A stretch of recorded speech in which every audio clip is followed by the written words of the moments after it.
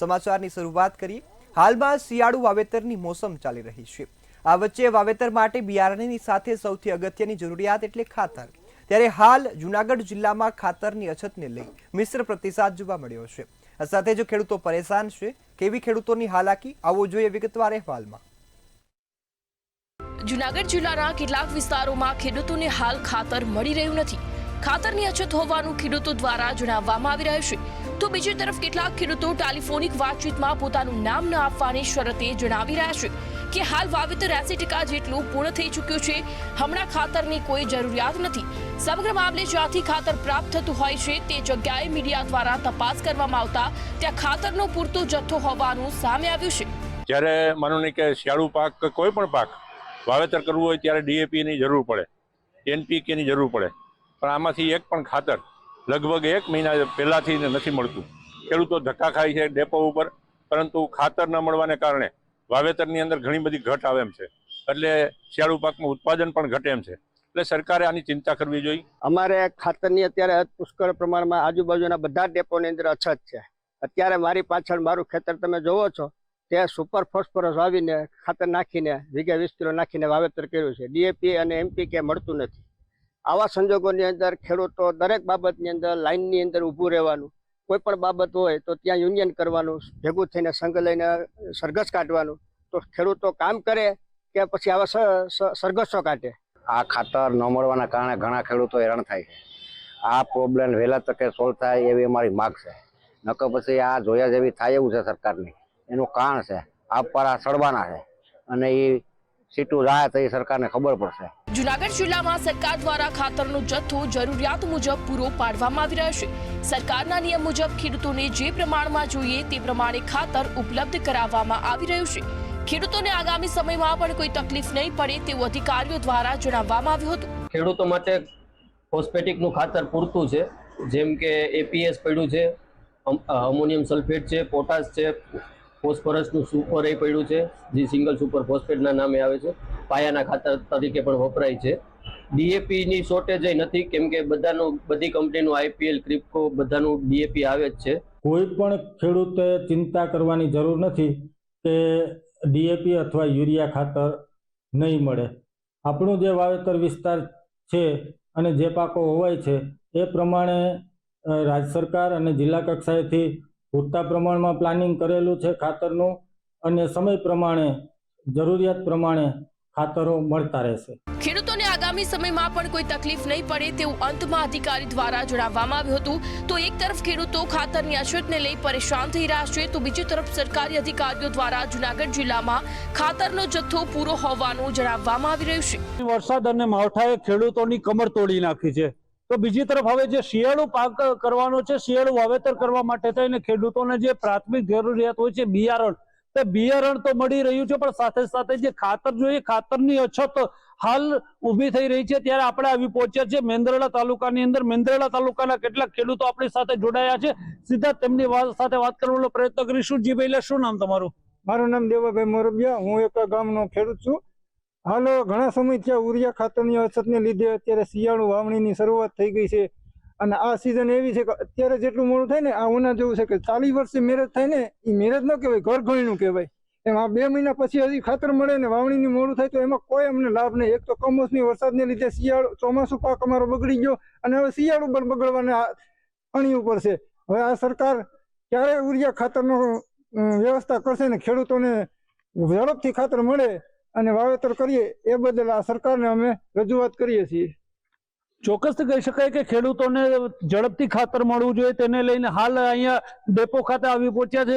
Godown છે, તે ગોડાઉનની અંદર પ્રધાનમંત્રી કિસાન સમૃદ્ધિ હેઠળનું આ ખેતર અંબાડા ગામની આ સહકારી મંડળીનું આ જે છે તે ગોડાઉન છે। ગોડાઉનની અંદર હાલ સંપૂર્ણ ખાલી જોવા મળી રહ્યું છે, અને ખેડૂતોને અત્યારે જે સમય છે વાવેતરનો તે હવે નજીક પૂરો થવા આવ્યો હોવા છતાં પણ ખાતરની જે છે તે તકલીફો જોવા મળી રહી છે। ત્યારે આવનારા દિવસોની અંદર સરકાર છે તે ખેડૂતો પ્રત્યે કેવી સંવેદના બતાવે છે તે જોવું રહેશે। ભાવિક જોશી, મંતવ્ય ન્યૂઝ, મેંદરડા। રાજ્ય સરકાર દ્વારા કમોસમી વરસાદને લઈ કૃષિ રાહત પેકેજ જાહેર કરવામાં આવ્યું છે, જેમાં અરજી ફોર્મ પ્રક્રિયા બુધવારે અંતિમ મુદત અપાઈ છે. ત્યારે જામનગર જિલ્લામાં કુલ 1,63,000 ખેડૂતોએ સાથે જ તેમાંથી 1,19,232 ખેડૂતોએ અરજીના ફોર્મ ભર્યા છે. તેમાં નુકસાની થતા જે સરકારની કૃષિ રાહત પેકેજ સહાય છે તેમાં રજીસ્ટ્રેશન થતા હવે સહાયની ચૂકવણી શરૂ થશે. જામનગર જિલ્લાની વાત કરીએ તો ઓક્ટોબર 2025માં જે વરસાદ માવઠું પડ્યું અને એનાથી ખેડૂતોને જે નુકસાની થઈ એના વળતર માટે સરકારશ્રી દ્વારા તારીખ 14/11થી ફોર્મ ભરવાની શરૂઆત કરવામાં આવેલ અને હાલની પરિસ્થિતિ આજની તારીખ સુધીમાં 1,19,332 જેટલા ફોર્મ જામનગર જિલ્લાના ખેડૂતો દ્વારા ભરવામાં આવેલ છે. રાજકોટના ધોરાજીમાં અતુલ સોલવન્ટ ટેકાના ભાવે ખરીદ કેન્દ્રમાં ગતરોજ થયેલી મગફળી રિજેક્શનની ઘટનાના પડઘા આજે પણ જોવા મળ્યા. 5 જેટલા ટ્રક છે તે મગફળીના રિજેક્ટ કરવામાં આવ્યા હતા, જેના કારણે ખેડૂતોમાં ભારે રોષ ફાટી નીકળ્યો. ખેડૂતોનો આક્ષેપ છે કે ગ્રેડર એજન્સીના અધિકારીઓ મનમાની કરે છે તથા પૈસા પડાવવાનો કારસો ચલાવી રહ્યા છે. વેરહાઉસ અધિકારીઓનો દાવો છે કે તેઓ માત્ર નિયમ મુજબ ગ્રેડિંગ કરે છે. વિવાદ વચ્ચે આજે પણ ધોરાજીનું ટેકાના ભાવે ખરીદીનું કેન્દ્ર છે તે બંધ રહ્યું હતું, જેના કારણે ખેડૂતોની મુશ્કેલીમાં વધારો થયો છે.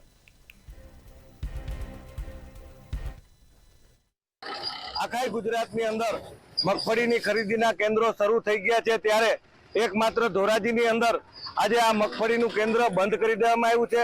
તેમાં ગ્રેડર એજન્સી છે એમના અધિકારીઓની મનમાનીને કારણે આજે ખરીદીનું કેન્દ્ર બંધ કરવામાં આવ્યું છે.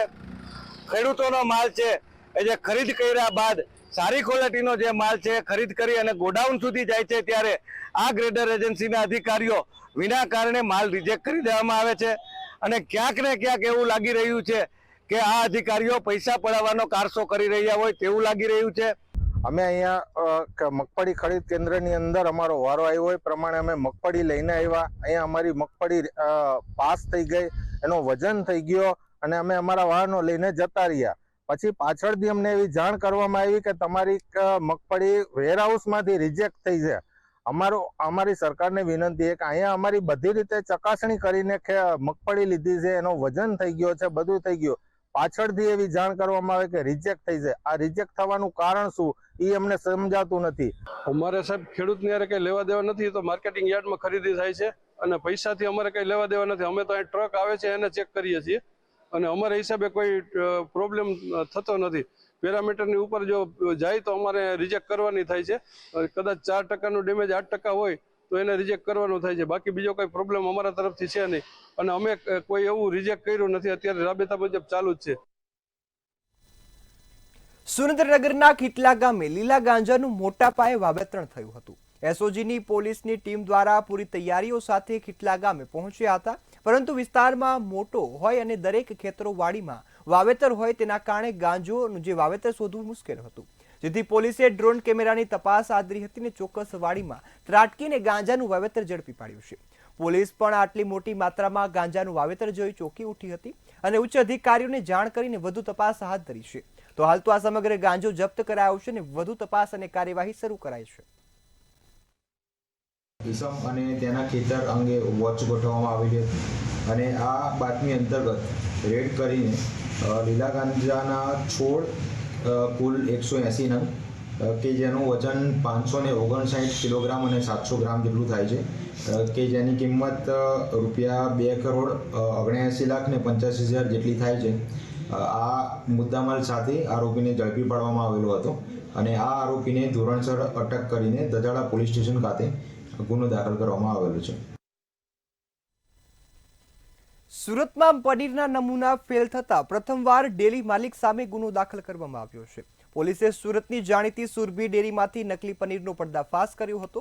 ત્યારે દરોડા દરમિયાન 754 કિલો જેટલું નકલી પનીર જપ્ત કરાયું. તેમજ આ પનીર હોટલો અને લારીઓ પર સસ્તા ભાવે વેચાતું હતું. ત્યારે સમગ્ર મામલે પોલીસે ડેરી માલિક સામે ગુનો નોંધી વધુ કાર્યવાહી હાથ ધરી છે.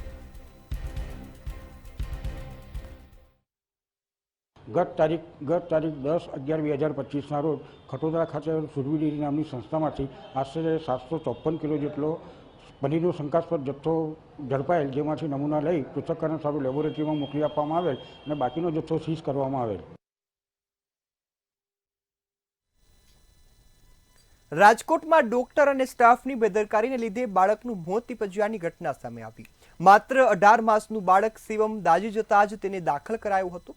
પિતા દ્વારા પૂછવામાં આવતા તબીબ અને સ્ટાફે ઉદ્ધતાઈ ભર્યું વર્તન કર્યું અને સાથે જ તબીબે કહ્યું હતું કે આ તો સિવિલ છે, અહીં મોત પણ થાય. તેમજ નર્સે બાળકના પિતાને પૂછ્યું કે ઇન્જેક્શન ક્યાં લગાવવું. તબીબે સમગ્ર ઘટનાને અંજામ આપ્યો. આ તારે પિતાએ આજીજી કરી હતી, પરંતુ તબીબે તેની વાત ન સાંભળતા આખરે બાળકનું મોત થયું છે.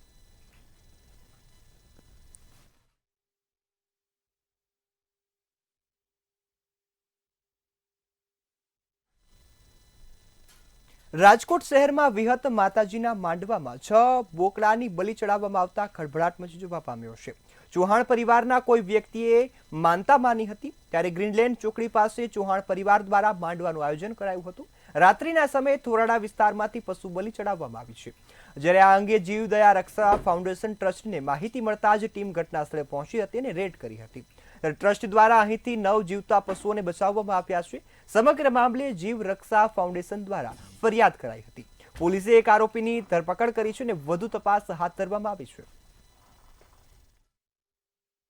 ચૌહાણ પરિવાર દ્વારા માતાજીનો મઠ છે અને બાધા રાખેલી એવું જાણવા મળેલ અને એને બાધામાં બકરાઓ ચડાવવાની બલિ આપવાનું જણાયું, જેથી તેમને પોલીસના માણસોને ફોન કરીને બોલાવેલા અને પોલીસ રૂબરૂ જગ્યાની ચકાસણી કરતા 6 બકરાઓની બલિ ચડાયેલી ગળા કપાયેલી હાલતમાં મળેલા, જેથી જે અનુસંધાને થોરાડા પોલીસ સ્ટેશનમાં પશુ સંરક્ષણ અધિનિયમ મુજબ ગુનો દાખલ કરેલ છે અને એક આરોપીને અટક કરેલ છે. ભાવનગર શહેરમાં યુવતી સાથે દુષ્કર્મ આચરવાનો કિસ્સો સામે આવ્યો. શહેરના નવાપરા વિસ્તારમાં રહેતા આરોપી અંકિત પરમારે યુવતી સાથે ફોટા પડાવીને વાયરલ કરવાની ધમકી આપી મિત્રતા રાખવા દબાણ કર્યું. તેમજ અંકિત પરમારે યુવતી સાથે મરજી વિરુદ્ધ અવાવરૂ જગ્યાએ લઈ જઈ દુષ્કર્મ પણ આચર્યું હતું. જે મામલે બોરતળાવ પોલીસ સ્ટેશનમાં ફરિયાદ નોંધાઈ છે, તો પોલીસે આરોપીની ધરપકડ કરીને જેલ હવાલે કરી દીધો છે. આ કામના આરોપીએ પોતાની પ્રેમ જાળમાં આ કામના ભોગ બનનારને ફસાવ્યા, તેના ફોટાઓ મેળવ્યા અને અલગ અલગ જગ્યાએ જઈ તેને જે છે તેનો મરજી વિરુદ્ધ દુષ્કર્મ કરવામાં આવેલા છે અને ઇમોશનલ બ્લેકમેઇલિંગ કરવામાં આવેલા છે.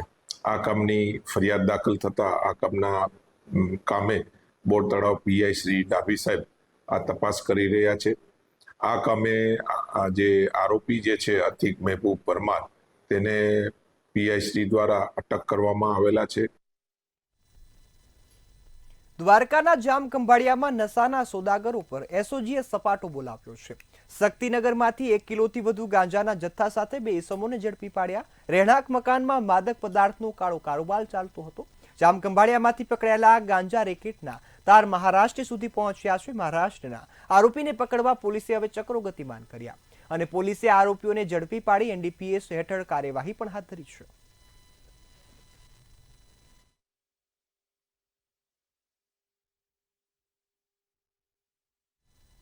જૂનાગઢના ગીર અભયારણ્યમાંથી એક અદ્ભુત નજારો સામે આવ્યો. સાસણગીરના સફારીના રૂટ પર એક સાથે 11 સિંહો જોવા મળ્યા હતા. સિંહ દર્શન માટે આવેલા પ્રવાસીઓ 11 સિંહોને જઈ ખુશખુશાલ થઈ ગયા હતા. ત્યારે સફારીના રૂટ પર સિંહો આરામ ફરમાવતા જોવા પડ્યા છે. ત્યારે અદ્ભુત નજારાની ક્ષણને પ્રવાસીઓએ પોતાના કેમેરામાં કેદ કરી છે, જે હાલ ખૂબ જ વાયરલ થતી જોવા મળે છે.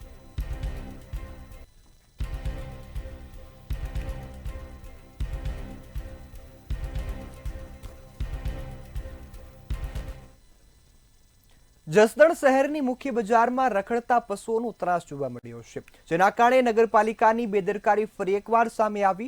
શહેરના ભરચક વિસ્તારમાં એક ગાયના ગળામાં આશ્ચર્યજનક રીતે આખી સાયકલ ફસાયેલી જોવા મળી હતી, જેના કારણે દોડધામ મચી. સદનસીબે ત્યાં હાજર લોકોએ તે તાત્કાલિક ગાયની મદદે આવ્યા હતા અને નાગરિકે પોતાની સુરક્ષાની પરવા કર્યા વગર ખૂબ જ સાવધાનીપૂર્વક ગાયના મોઢામાંથી સાયકલ કાઢી હતી. ત્યારે આ નાગરિકની સમય સૂચકતા અને હિંમતના કારણે ગાયને મોટી ઈજા થતા અટકી છે. જોકે જનતાનો આક્ષેપ છે કે જસદણ નગરપાલિકા તંત્ર રખડતા પશુઓને પકડવાની અને તેની ડબ્બામાં પૂરવાની કાર્યવાહી ભૂલી ગયું છે.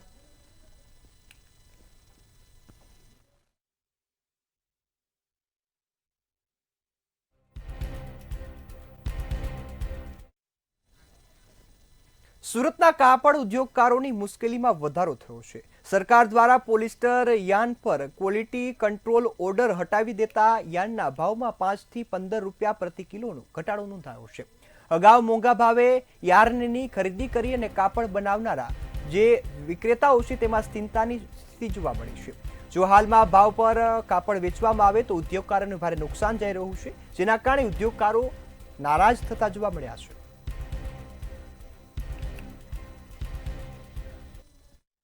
BIS ને લીધે જનરલ યાન જે અહીંયા લોકલ સ્પિનર બનાવે છે એમાં 5 રૂપિયાથી લઈને 20 રૂપિયા સુધીનો ઘટાડો આવે છે. એના લીધે ફેબ્રિકના રેટોમાં બી ઇફેક્ટ આવી છે. તો 5 થી 20 રૂપિયા ઊંચું જે વીવરે યાન લઈને ફેબ્રિક બનાવેલું છે એને આજે લોસ દેખાય છે. અને ઇમ્પોર્ટ આજે 12 તારીખે હટ્યું તો 15 તારીખની આજુબાજુ બધાએ ઇમ્પોર્ટ કર્યું. 20 તારીખે ત્યાંથી શિપિંગ થશે. આવતી 20 તારીખ સુધીમાં એ મટીરિયલ આવશે. એટલે બજાર પર ઇફેક્ટ તો હજુ મહિના પછી આવશે ઇમ્પોર્ટ યાનની. તો BIS હટ્યા બાદ 2 જ દિવસમાં 10 રૂપિયાથી લઈને 25 રૂપિયા સુધીના યાનમાં ભાવમાં ઘટાડો આવ્યો છે. તે વીવરો માટે સારું જ છે, પણ જે લોકોએ આજે જૂના ભાવે યાન ખરીદી અને કપડું બનાવ્યું છે તેને લઈને આજે આ ઘટેલા ભાવથી કપડું લોકોને વેચવું પડશે. અને ઘણા વીવર્સોની પાસે જૂના ભાવનો પણ યાનનો સ્ટોક હતો, કપડાનો પણ સ્ટોક હતો. તો કદાચ આ ઘટેલા ભાવે આ વીવર્સોને યાન અને કપડું વેચવું પડે તો કદાચ થોડાક ટૂંકા ગાળા માટે એમણે નુકસાની ભોગવવી પડશે. પણ જે સ્પીડમાં એ સ્ટ્રેન્થ અને ટેનાસિટી મજબૂત હોવી જોઈએ એવા યાન AA ગ્રેડના યાન અહીંયા મળતા નથી. મતલબ એ ક્વોલિટીના યાન નથી મળતા, ઇક્વલ લેન્થ મળે. એ જે પ્રોબ્લેમ છે એનું હવે સોલ્યુશન આવ્યું છે. હવે ટેક્સટાઇલ ઉદ્યોગને ઓપન ધ સ્કાય, આખું આકાશ ઉડવા માટે મળ્યું છે. કારણ કે હવે એક્સપોર્ટ પણ વધારવાનું છે, સારી ક્વોલિટી પણ બનવાની છે. અને આવનારા દિવસોની અંદર આપણે એવું માની શકાય કે સુરત ગાર્મેન્ટનું હબ બનવા જઈ રહ્યું છે. કારણ કે સારું ક્વોલિટીનું યાન હવે મળતું થશે. ચોટીલામાં SBI બેંકના ATMમાંથી લાખો રૂપિયાની લૂંટ થાય તે પહેલા જ ચોટીલા પોલીસે 5 આરોપીઓને ઝડપી પાડ્યા. આ કાવતરાનો મુખ્ય સૂત્રધાર અજય ઉંધરેજા તે હતો. તેણે ATM તોડીને રોકડ લૂંટવાની યોજના બનાવી. આ માટે તેણે બિહારથી રોકીરાજ કુશવા, રવિશંકર શાહ અને બીરુકુમાર નામના 3 શખ્સોને બોલાવ્યા. આ ત્રણેય આરોપીઓના રાજકોટની એક હોટલમાં રહેવાની વ્યવસ્થા પણ ગોઠવી હતી અને મેહુલ મકવાણા નામના શખ્સે આ તમામ જે વ્યવસ્થાની જવાબદારી સંભાળી. આરોપીઓએ ATM તોડવા માટે જરૂરી વિવિધ સાધનો પણ ખરીદ્યા. જોકે તેમના કાવતરાને અંજામ આપે તે પહેલા જ પોલીસે 5 આરોપીઓને ઝડપી પાડ્યા છે. હવે પોલીસે આરોપીઓના રિમાન્ડ મેળવી વધુ તપાસ હાથ ધરી છે.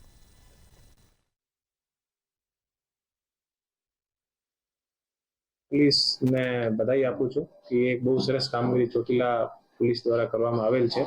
અને ATM ચોરીની જે ગેંગ છે આને અત્યારે પકડી પાડવામાં આવેલ છે. અને આ ગેંગ દ્વારા ત્યાં ચોટીલા અને આસપાસના એરિયામાં ATM ચોરીની એ લોકો ટ્રાય કરતા હતા. આ સમયે રાત્રિના દરમિયાન પોલીસ દ્વારા ચેકિંગના દરમિયાન ટોટલ 5 લોકોને પકડી પાડેલ છે. અને આ પાસેથી ATM ચોરીના જે અલગ અલગ જે સામાન હોય છે એ ઘણો બધો મુદ્દામાલ પણ રિકવર કર્યો છે. ભાવનગરના જેસરના બેડા ગામે માજી ઉપસરપંચ પર હુમલો કરવામાં આવ્યાની ઘટના સામે આવી. ઉપસરપંચ પર યુવાન દ્વારા તીક્ષ્ણ હથિયારથી હુમલો કરાયો હતો. તેમજ ઉપસરપંચ પર યુવાન કુહાડી વડે હુમલો કરતા રૂપિયાને લઈ જે આક્ષેપ પણ કરાયો છે. જ્યારે ઉપસરપંચને ગંભીર ઇજાઓ પહોંચતા સારવાર અર્થે તાત્કાલિક હોસ્પિટલમાં ખસેડાયો હતો. તો આ મામલે પોલીસે ફરિયાદ નોંધી આરોપીને ઝડપી પાડવા માટે ચક્રો ગતિમાન કર્યા છે. ત્યારે સાપરિયાળીથી ગોવિંદ શીથર રબારી એ આડી ગાડી નાખી ઠેઠ સાપરિયાળીથી બેડા સુધી આડી ગાડી નાખી નાના ઘરે પાસે આડી ગાડી હાવ નાખી મેં ઊભી રાખી મેં કહેલા ભાઈ હું લઈ આડી ગાડી નાખશો. તો એણે ગાડી ઊભી રાખીને સીધી ગાડી ખરાબ દીધી. એટલે હું ગાડી મારો તો પગ દુખે ફરાઈને હળુંથી ઉતર્યો એટલે ખેંચીને કવાડી સીધી મારી મને. પછી મૂંઢ ઘા બહુ માર્યો. આજે મારા ફાધર જેસર ગયા હતા ઝાર લેવા. તે મારી પાસેથી 700 રૂપિયા ઝારના લઈને ગયેલા. ત્યાંથી ઝાર ઓછી મળી તો એ પછી 10 કિલા લેવા. પછી એના ખિસ્સામાં 500 રૂપિયા પડ્યા હતા. એ ગોવિંદ શીથરભાઈ રબારી છે એણે એને આતરી અને કીધું પૈસાની માંગણી કરી અને સીધો કવાડીનો ઘા કરી લીધો અને ખિસ્સામાંથી 500 રૂપિયા હતા તે પણ કાઢી લીધા. અને અવારનવાર આ દાદાગીરી કરે છે. અને કાનમાં અહીંયા કવાડી મારેલી છે ને તો આ કાન અહીંથી 2 ભાગ થઈ ગયા છે. રાજકોટ જિલ્લામાં શાકભાજીના ભાવ આસમાને પહોંચતા ગૃહિણીઓનું બજેટ ખોરવાઈ ગયું છે। આ સાથે જ માવઠાની અસર છે તે જોવા મળી છે, જેના કારણે શાકભાજીનો ભાવ આસમાને પહોંચી ગયો। હાલ કેવા ભાવ, આવો જોઈએ વિગતવાર અહેવાલમાં। શિયાળાની શરૂઆતમાં સામાન્ય રીતે શાકભાજીની ભરપૂર આવક જોવા મળે છે અને ભાવમાં પણ ઘટાડો નોંધાય છે, પરંતુ આ વર્ષે પરિસ્થિતિ બિલકુલ વિપરીત છે। તાજેતરમાં કમોસમી વરસાદે ખેડૂતોના પાકને ભારે નુકસાન પહોંચાડ્યું છે, જેની સીધી અસર હવે બજારો પર જોવા મળી છે।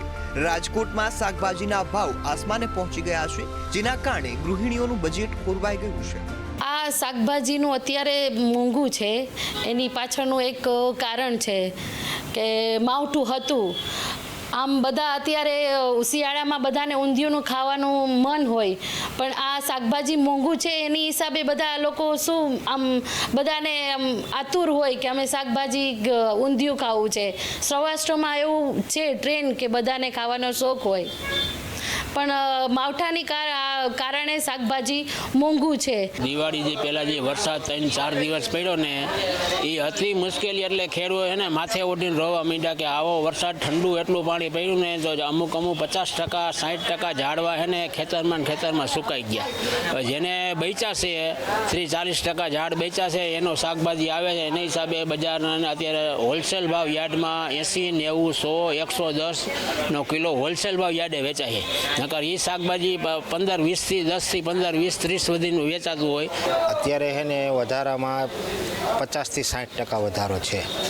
અત્યારે જે સિઝન મુજબ શાક ગણી તો ફ્લાવર, કોબીજ, રીંગણા, વટાણા, વાલોર એ બધી સિઝનલ આઇટમ કહેવાય।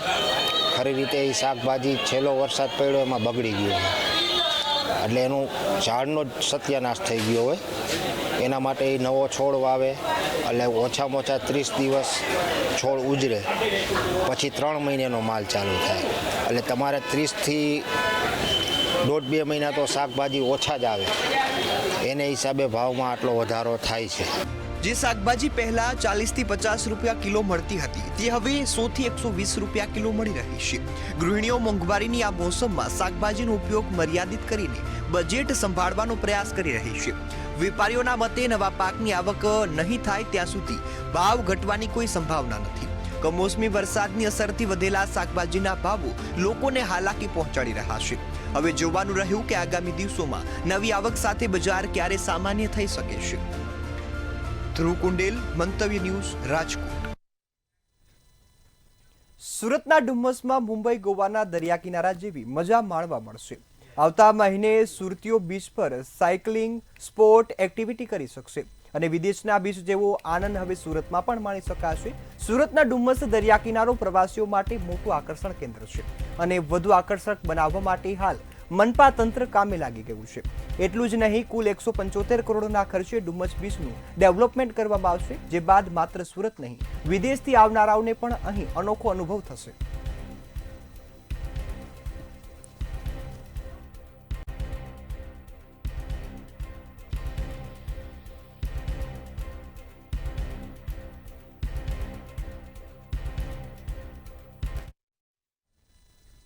જામનગર મહાનગરપાલિકા દ્વારા બચુનગર વિસ્તારમાં દબાણ હટાવવાની કામગીરી હાથ ધરવામાં આવી હતી।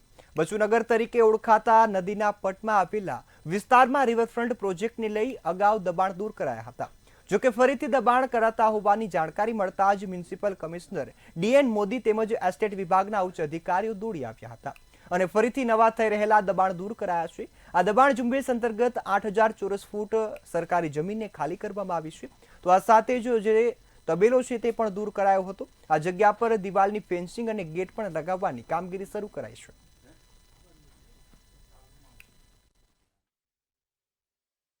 જામનગર શહેરના બચુનગર તરીકે અગાઉ ઓળખાતા વિસ્તાર સર્વે નંબર 257, જે આપણે આજથી લગભગ 3-4 મહિના પહેલા એને તમામ દબાણોને દૂર કરાવ્યા હતા, એ વિસ્તારમાં ફરીથી ક્યાંક દબાણો શરૂ થયાની મને માહિતી મળતા આજે જાત મુલાકાત લીધેલ છે અને જ્યાં નાનું મોટું કંઈ કન્સ્ટ્રક્શન રીડેવલપ કર્યું હશે કોઈએ એને તોડી નાખવાની સૂચના આપેલ છે, એટલે એ કાર્યવાહી આજે કરવામાં આવેલ છે। ગીર સોમનાથ જિલ્લાના કોડીનાર તાલુકાના ડોસાડા ગામ ખાતેની આજે સમગ્ર ઘટના સામે આવી કે જ્યાં આરસીસીના કામનું ઉદ્ઘાટન કરવામાં આવ્યું છે। આરસીસી રોડનું ખાતમુહૂર્ત કરવામાં આવ્યું। તાલુકા પંચાયતની 20% ગ્રાન્ટમાંથી 12 લાખના આરસીસી રોડનું ખાતમુહૂર્ત કોડીનાર નગરપાલિકાના પ્રમુખ દ્વારા કરાયું છે। સાથે જ ડોસાડા ગામ માટે 20% ગ્રાન્ટમાંથી કિંમતના 8 લાખનું એક વેક્યુમ મશીન પણ ખરીદવામાં આવ્યું છે, જેના દ્વારા તાલુકા પંચાયત પ્રમુખ જીતુ પરમાર, સરપંચ ગોવિંદ કાતરી, ઉપસરપંચ સહિતના જે ગ્રામજનોએ હાજર રહી ઉદ્ઘાટન કર્યું છે।